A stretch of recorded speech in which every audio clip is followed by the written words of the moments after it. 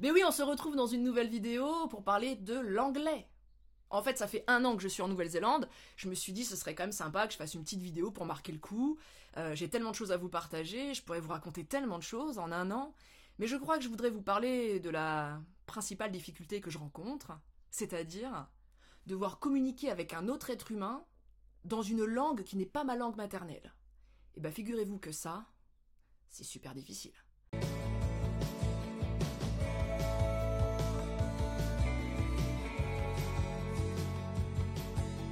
J'aimerais commencer par dédicacer cette vidéo à tous les gens archi nuls en anglais. Tu sais, quand toi aussi tu comprenais rien à l'école, toi aussi, ouais. T'as eu combien au bac? Ouais, moi je crois que j'ai eu 8 ou 9. Je voulais juste te dire que t'es pas toute seule. Tu n'es pas tout seul, toute seule, bref. Je suis avec toi. J'aimerais te dédicacer cette vidéo pour te dire, oui, tu es une quiche en anglais. Mais tu peux y arriver. Pourquoi? Parce que ça fait 1 an que je vis en Nouvelle-Zélande et que je suis une quiche en anglais. Et je suis toujours en vie. Donc, on peut le faire. Déjà, avant que j'arrive en Nouvelle-Zélande, tout le monde m'a dit « Non, mais de toute façon, quand t'arrives dans le pays, t'as pas le choix, tu fais que de parler anglais, il y a que des anglais, machin et tout. Donc forcément, en 3 mois, t'es bilingue. » Est-ce que cette affirmation est vraie? Non. Sinon je ferais pas cette vidéo. Donc pendant 2 ans on m'a dit ça. Mais non mais t'inquiète pas, en 3 mois. Il y en a d'autres qui me disaient non, faut peut-être pas exagérer, peut-être en 6 mois quoi. Et j'étais là, je prenais toutes les informations de tout le monde en disant ouais ils ont raison, en 3-6 mois je serai bilingue, ça va aller et tout. Je suis là, j'essaye de m'intégrer, je trouve un travail et un jour une cliente française qui était là, à la caisse du magasin où je travaillais, et je lui dis... Elle me dit, ça va votre intégration? Je dis, oui, ouais, le plus dur c'est l'anglais, quoi. Je galère un peu. Et je lui dis, vous, ça vous a mis combien de temps pour être à l'aise? Et là, elle m'a dit, bah moi, ça fait 9 ans que je suis là et j'apprends toujours, hein. C'est pas la réponse que je voulais avoir. Donc, non, on n'est pas bilingue en 3 mois, c'est faux. En fait, je crois que j'aimerais partager mon expérience, c'est-à-dire que on apprend par étapes, c'est-à-dire que vraiment j'ai l'impression de faire ça, et hop, on passe une étape. Et on stagne, et hop, on passe une étape. Et c'est vraiment comme ça que ça se produit pour moi. Si vous êtes dans le même cas que moi, n'hésitez pas à me le dire en commentaire, comment ça se passe pour vous. Mais alors, je galère vraiment beaucoup. J'aimerais qu'on reparte du début de l'histoire, c'est comment on apprend l'anglais. Parce que tout le monde me dit ici, mais vous apprenez pas l'anglais à l'école? Bah si. J'aimerais qu'on parle du début. Du début. Quand on arrive en 6e, je suis née dans les années 80. Vous vous souvenez de ce cours? Je suis persuadée que si tu es dans la même génération que moi, tu te souviens de... Première leçon. Where is Brian? Tu te souviens de ça? Et toi, tu faisais... Maîtresse, je sais la réponse. Oui? Brian is in the kitchen. Oui, bravo! Question, est-ce que Brian is in the kitchen m'a servi en 1 an en Nouvelle-Zélande? Non! Alors le pire, c'est quand même, je suis trop contente, j'ai réussi à un moment donné avec une amie qui nous dit, avec ma compagne Léane, oui, vous avez qu'à venir manger, on va aller manger chez des amis à moi, et c'est Brian et sa femme. Je me dis, c'est génial, le mec s'appelle Brian. Donc on arrive chez lui, on passe une soirée très sympathique et tout, puis à un moment donné, je me suis fait une blague. J'ai fait, where is Brian? Et sa femme, elle m'a regardé, elle m'a dit, Brian is here in the living room. Et j'ai fait, ah no, Brian is not in the living room. Brian is in the kitchen. Bon. J'aimerais vous donner aussi dans cette vidéo un cours simple d'anglais. D'accord? Nous apprenons à l'école, pour les petits enfants, et même les enfants qui peuvent regarder ma vidéo. Alors, les enfants, comment on dit bonjour en anglais? Et les gens vont dire, ah moi je sais, on dit hello. Bien. C'est faux. On dit pas ça. C'est rare en fait. Si, on dit hello. Si tu dis hello, tout le monde va te comprendre. Mais c'est très rare en fait. Ici en Nouvelle-Zélande, les gens disent pas vraiment hello. Soit ils disent bonjour le matin, good morning, soit ils disent hi. Donc c'est très drôle parce qu'en fait, la plupart des gens disent hi. Et hi, moi, comme je l'ai appris à l'école, ça veut dire salut. Donc en fait, tu dis salut à tout le monde. Salut! Ouais, tu dis ça à ton patron, à tes clients, à tes collègues, à des gens que t'as jamais vus de ta vie. T'arrives à la caisse du magasin, salut! Voilà, chose que nous en France on fait pas, tu vois. Nous on dit pas salut comme ça à tout le monde. En tout cas ici c'est comme ça. Donc tu dis hi. Donc tu oublies le hello, tu oublies. Tu veux dire bonjour en Nouvelle-Zélande, tu fais hi.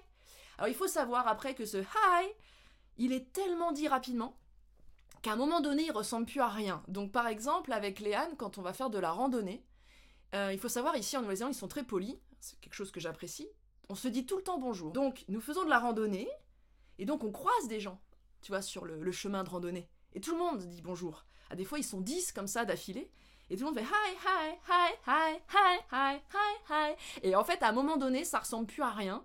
C'est-à-dire que ça fait un hey, hey, hi, hey, hi, hey, hey.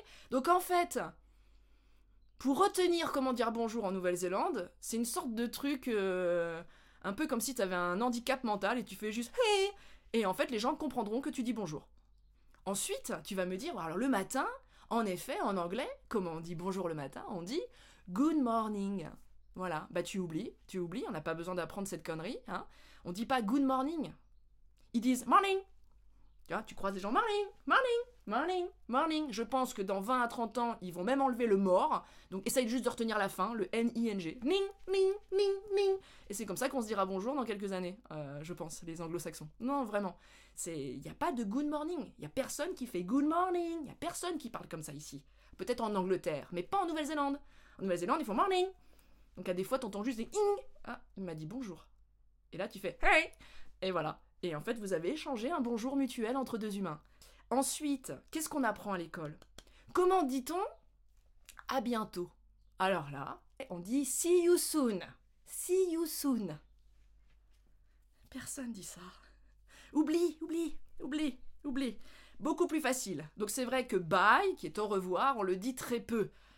On dit beaucoup see you soon. Sauf qu'ils disent pas see you soon, ils réduisent à see you.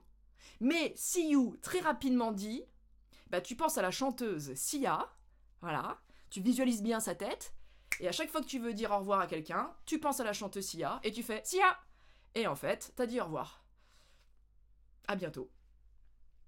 Je récapitule, vous rencontrez quelqu'un, vous voulez lui dire bonjour simplement, hi, hey, hey, hi, hey, tu fais juste un hey, en fait tu sors juste un bruit un peu aigu, tu vois, hey, et ça passe. Ensuite, si tu veux dire bonjour le matin, tu fais juste morning, et ça passe, ça veut dire bonjour le matin, et quand tu veux dire au revoir à quelqu'un, tu lui dis see ya, et ça passe. Et voilà.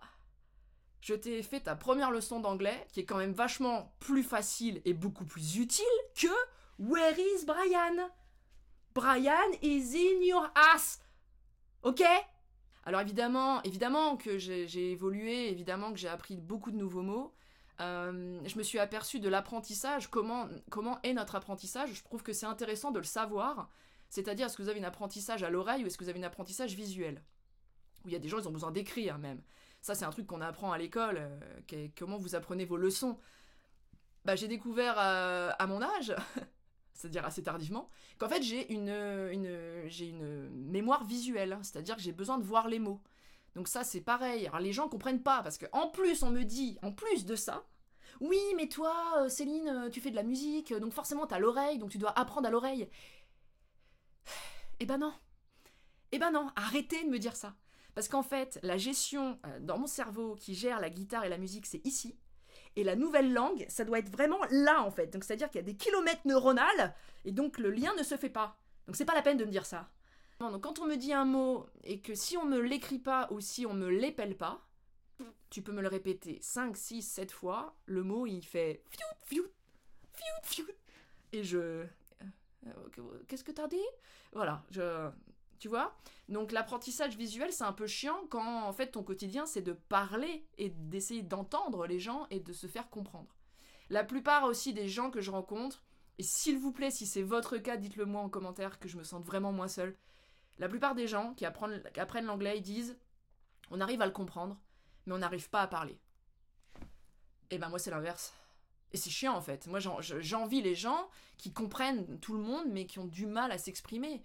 Je m'en fous quoi, tu t'arriveras à trouver une façon de le dire. Moi c'est l'inverse, c'est-à-dire que je peux m'exprimer en anglais, mais par contre je comprends rien de ce qu'on me dit. C'est quand même dramatique quoi. C'est vraiment la compréhension qui est la plus grosse difficulté pour moi. Parce que mon oreille et mon cerveau, je sais pas, c'est aussi deux endroits différents, et ça se connecte pas bien. Donc je galère. Je galère vraiment. Alors vous allez me dire, ok, mais attends, mais t'as fait comment depuis 1 an? Alors évidemment, je le rappelle, on va me dire, mais attends, tu vis avec Léane, Léane est une kiwi, Léane parle très bien français. Donc en fait, avec Léane, ça fait 4 ans qu'on est ensemble aujourd'hui, et ça fait 4 ans qu'on parle français. Donc à la maison, nous parlons français. Et heureusement. Alors c'est pareil, les gens ici me disent, ah bah ouais, mais faut parler anglais avec Léane, hein, comme ça tu vas mieux apprendre. Hein. Mais mon cerveau, il peut pas. Il peut pas, parce que j'ai parlé anglais toute la journée. Donc si tu veux, laisse-moi, s'il te plaît, mon cerveau se reposer le soir quand je rentre à la maison. Mais ça pourrait détruire mon couple si on devait parler que anglais. Et j'admire les gens qui n'ont pas le choix. Je connais des tas de gens qui sont comme moi, qui sont en couple avec des Néo-Zélandais, qui parlent pas français et qui parlent anglais tout le temps, tout le temps. Forcément, leur apprentissage a été plus rapide que le mien. Je suis pas neuneux. Je me rends compte de ça, que j'ai un apprentissage qui est plus long parce que je garde cette langue maternelle à la maison. Mais heureusement que je l'ai. Parce que moi, mon cerveau, je crois pas qu'il est en capacité d'encaisser de l'anglais 24 heures sur 24. Hein. Je pense que je pourrais faire c'est pas une sorte d'AVC, un truc comme ça, quoi. C'est hyper dangereux. Bah ouais. Raconter un petit peu quelques anecdotes. C'est tellement drôle. Et j'ai trouvé donc un travail en janvier. J'ai travaillé dans un magasin qui vend de la nourriture qui est importée. Et du coup, c'était très drôle. Je suis à 20 000 km de la France et je conseillais les gens sur du fromage français et du vin français. Très très drôle. Et donc voilà, il y avait plein de différentes personnes. Alors en plus, il faut savoir aussi que la Nouvelle-Zélande, c'est pas que l'accent néo-zélandais. Hein. La Nouvelle-Zélande, c'est des Indiens, des Argentins, des Ukrainiens, des Français, des Anglais, des Américains. Je crois que j'ai tout vu. Beaucoup d'Asiatiques, des Japonais, des Chinois, des Népalais. Bref, des Indiens, je l'ai déjà dit. Et donc, toute cette clientèle que j'avais, c'était quand même beaucoup de gens, justement, qui venaient d'autres pays. Et heureusement, de temps en temps, quelques Français, les seuls que j'ai vraiment compris. J'avais l'impression d'être dans une imposture totale quand vous avez vos clients qui vous demandent quelque chose et que tu comprends pas, en fait. Alors, il faut savoir quand même, j'aimerais quand même faire une parenthèse, c'est qu'ici, les gens sont adorables. C'est la seule chose que j'ai vraiment envie de partager au bout des 1 an en Nouvelle-Zélande. C'est la gentillesse des gens, leur patience. Faut quand même s'imaginer que j'ai été embauchée avec une patronne qui m'a dit « Je suis ravie de pouvoir t'aider dans ton anglais ». Des fois, elle était fatiguée. Hein, quand je lui disais « Can you repeat, please ?» Vas-y, again. Des fois, je pense qu'elle en avait marre. Mais elle a toujours été hyper patiente. Mes collègues ont été super patients. Ils m'ont énormément appris. Et les clients. Quand un client te demande quelque chose et que tu fais... Alors, la phrase que j'ai le plus dite en 1 an... I'm French, I'm sorry, I'm learning English. Alors ça, c'est le truc. Je le sors tout le temps. Mais j'oublie même de dire bonjour. Tu vois, moi, je fais même plus hi. Je fais I'm French, I'm sorry, I'm learning English.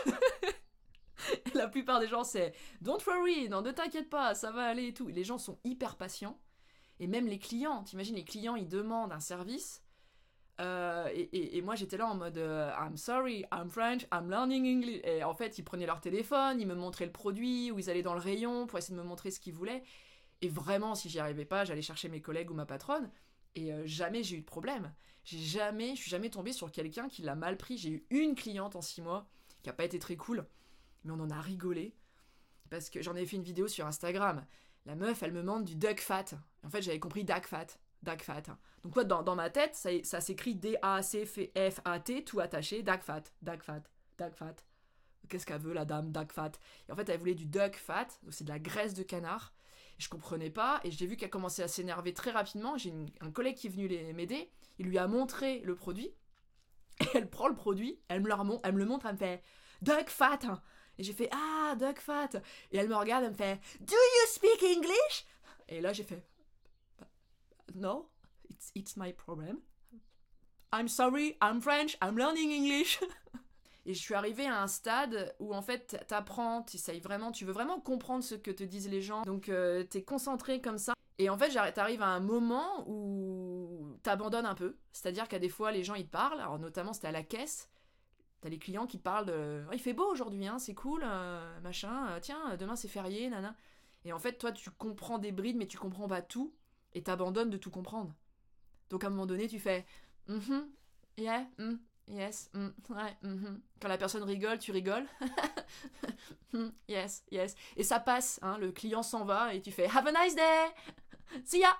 Et à un moment donné, j'ai eu le drame d'avoir une cliente qui m'a parlé pendant 10-15 minutes. Et moi j'ai fait yeah. Et à un moment, elle m'a regardé à la fin, puis elle m'a fait what do you think? Oh merde. I'm sorry, I'm French, I'm learning English. Un jour, j'ai un monsieur qui vient, il est pareil à la caisse, il prend des produits réfrigérés et il me dit do you have a haze? Et moi, je comprends eggs, des œufs. Eggs, œufs, et donc je lui dis oui, on a des œufs, ouais. Et je lui montre les œufs, on en a 12, on en a 6, hein, tu choisis. Et il me regarde, il me fait no. Il me fait ace. Et moi je fais eggs. Il me fait ace. Et moi je fais eggs. Et le gars il fait cold. Et le gars était canadien. En fait il voulait ice. Il voulait de la glace.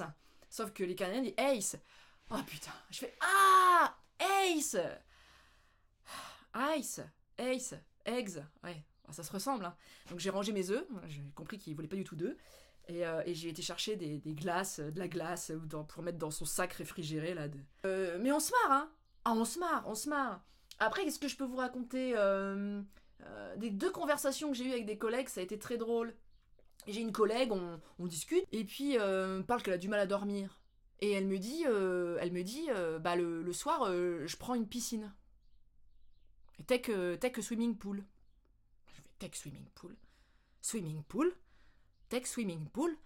Alors elle me dit oui, je me dis elle va à la piscine le soir, j'ai une piscine chez elle, puis prendre une piscine, tu vois, je prends la piscine en pleine gueule, je comprends pas, et puis c'est tout, elle parle, et je me dis c'est bizarre quand même, puis je reviens sur le truc, je fais you go to swimming pool, et là elle me dit non, sleeping pools.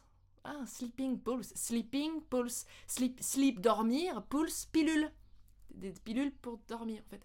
Des somnifères. Il va pas du tout à la piscine.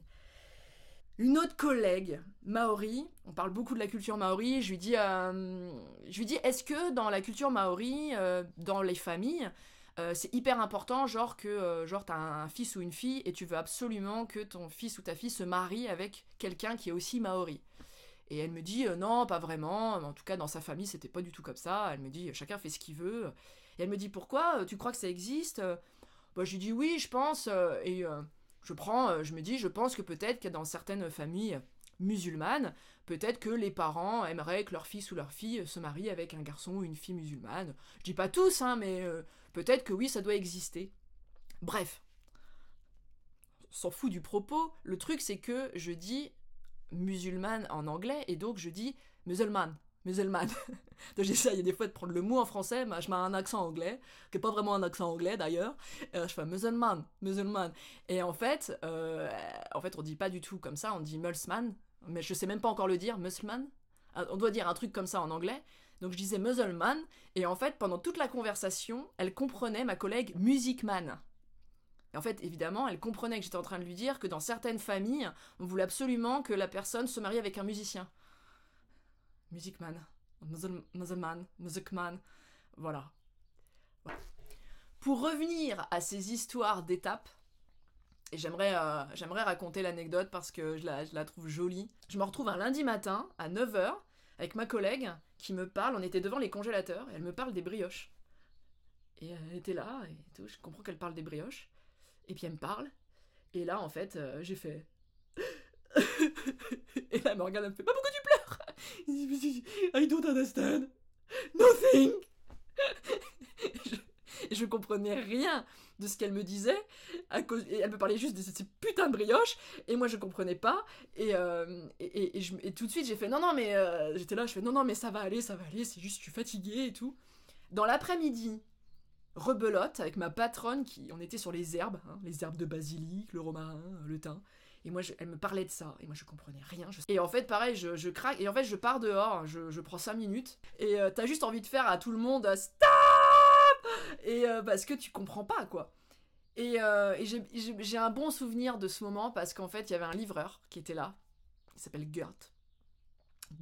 Et en fait, il était là et il allait partir. Il avait fait sa livraison, il repartait, hein, son boulot, il a plein de livraisons à faire.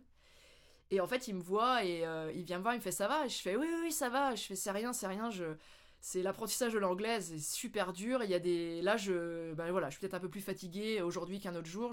Pouh et mais je dis ça va, allez-y, allez travailler. Et en fait, il est resté. Et il m'a dit ne t'inquiète pas, c'est tout à fait normal. On est tous passés par là. Et sincèrement, t'inquiète pas, tu vas y arriver parce qu'on y arrive tous.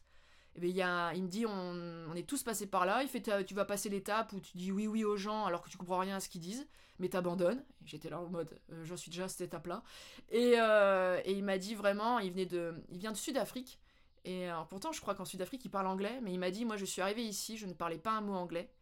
Et il m'a dit et en plus, et il m'a fait comme ça, il m'a montré derrière son oreille, et en fait, il avait un appareil parce qu'il a un handicap de surdité.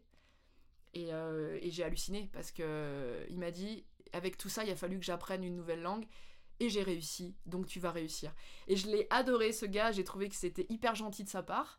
Et puis voilà quoi, j'ai repris ma journée en mode bon ok c'est bon. Et le soir de cette même journée je vais dîner avec plein d'amis français. Heureusement ils sont là. Ça me fait juste de bien de parler français avec des amis français. Je les embrasse s'ils regardent cette vidéo. Je vais pas tous les citer parce qu'en fait, il y en a beaucoup. Il y a beaucoup de Français en Nouvelle-Zélande. Et donc, on se fait une petite soirée à la française et je rencontre une néo-zélandaise qui s'appelle Jackie. Et en fait, je lui explique dans la soirée, je lui dis putain, mais aujourd'hui j'ai craqué, j'en peux plus, j'ai l'impression que j'apprends pas, que je suis nulle. Et en fait, elle me dit ah non, mais je suis passée dans la même étape que toi. Et elle est néo-zélandaise, elle a été embauchée. À l'inverse, elle était en France. Elle parlait pas un mot français, elle s'est fait embaucher dans une grande compagnie d'assurance. Et son patron, sa société, lui a payé un professeur pour apprendre le français 2 heures tous les jours. Elle commençait sa journée, elle faisait 2 heures de français. Et elle a appris comme ça le français. Et elle avait une prof, et en fait, elle a appris, et elle est arrivée au même stade que moi. À un moment donné, t'as l'impression que ton cerveau n'y arrive plus. Et elle s'est mise à pleurer, à craquer. Et là, sa prof lui a dit « J'ai pas été vérifier l'info. Hein. Je vous le balance comme ça, j'ai pas été vérifier l'info, mais je m'en fous parce que ça m'a aidé.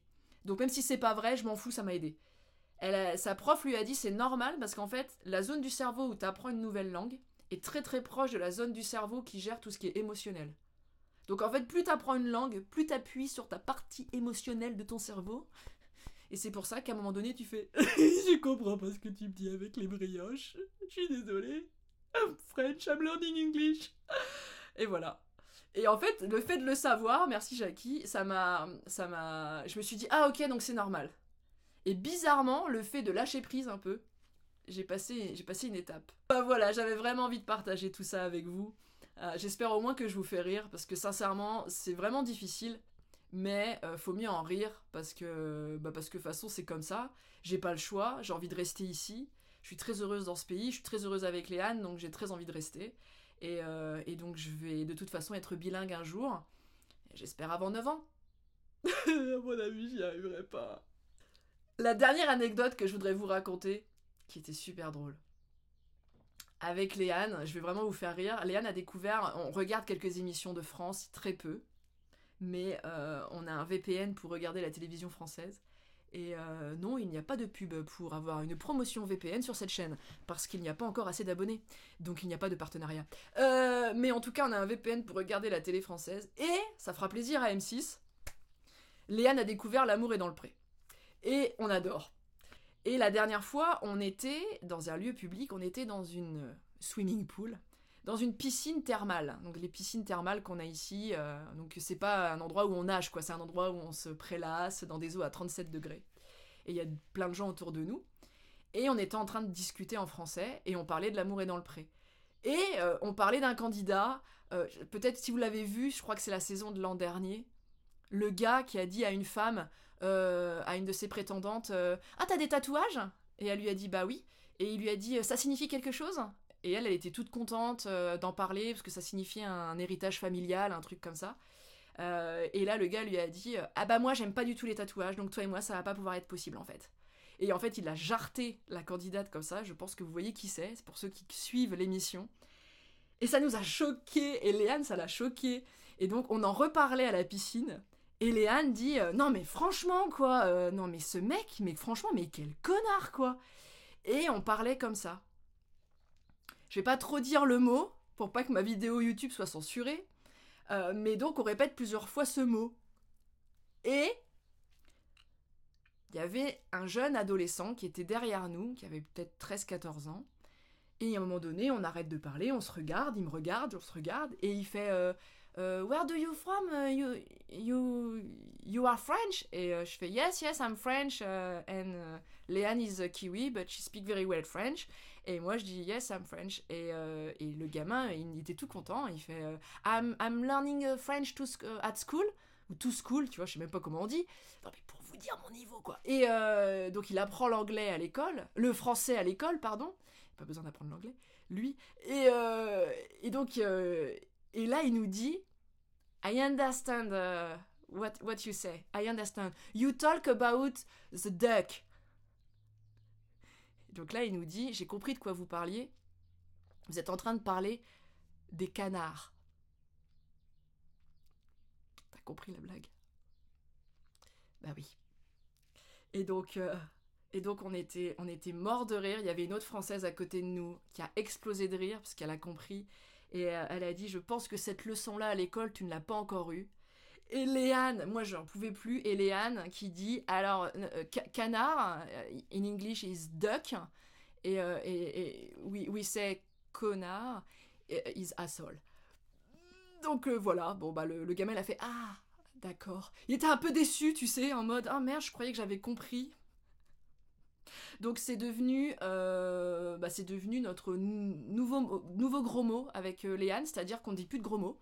C'est-à-dire qu'à chaque fois qu'on a quelqu'un qui nous embête, tu vois, si j'ai envie de dire un gros mot sur YouTube pour pas que ma vidéo soit censurée, bah j'ai juste à dire que c'est un canard. Et puis c'est tout, quoi. L'autre il me saoule, c'est un canard. Voilà. Et en fait, tu dis pas de gros mots, tu vois. C'est quand même intelligent, hein. Voilà, sur ce mes amis, je vais vous laisser. Je pense avoir fait le tour de tout ce que j'avais envie de vous partager. Quand je vois Léane, elle est capable à l'accent. Tu vois. Elle dit, ah bah lui, il vient d'Australie. Ah bah lui, il est irlandais. Ah bah lui, il vient du Canada. Ah bah lui, il est américain. Moi, j'ai juste 4-5 personnes devant moi et je comprends rien de ce qu'ils disent et je sais pas d'où ils viennent. C'est génial. Prenez soin de vous. Si vous êtes dans l'apprentissage de l'anglais, que vous êtes en formation d'anglais ou quoi que ce soit, que vous voulez venir en Nouvelle-Zélande, et voilà, que vous êtes une grosse quiche en anglais, et ben sachez que c'est possible. Hein. J'en suis l'exemple national. Et on va y arriver, d'accord. Je suis persuadée que dans quelques semaines, quelques mois, et ben on sera moins nul qu'on l'est aujourd'hui. Hein. Et on va y arriver parce que on n'est pas plus con qu'un autre. Et puis on mettra juste un peu plus de temps. Et c'est pas grave. Bisous!